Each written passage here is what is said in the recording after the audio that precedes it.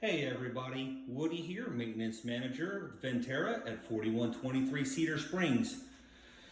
It's been a long time coming and it's a difficult subject, but here we go. This is how you plunge a toilet. So you approach the toilet, here it is, and we lift the lid, and I'm not going to do that to you guys. Anyways, you have your obstruction, you grab your plunger, you come to the toilet, okay? You insert your plunger, but don't vigorously plunge. That is the most common misconception when people try to plunge their toilet.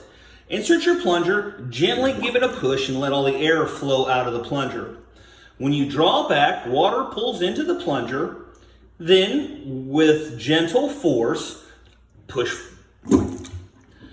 Try it again.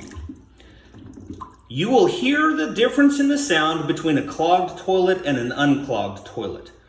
Once you feel that your clog has been removed, gently remove the plunger, insert into a plastic bag so that way you don't have watery mess everywhere, and flush your toilet. If at first it does not succeed and you do not get the flush, plunge again.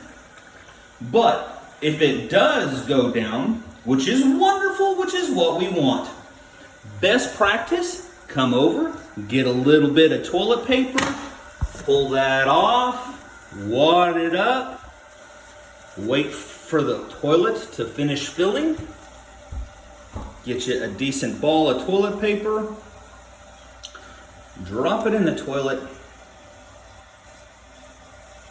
and flush.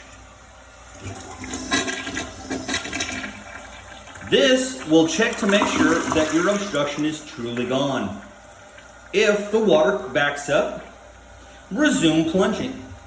If it doesn't seem like you are able to get the clog out, please call your maintenance technician and do not attempt to go any further. Thank you very much, and this is how you plunge a toilet.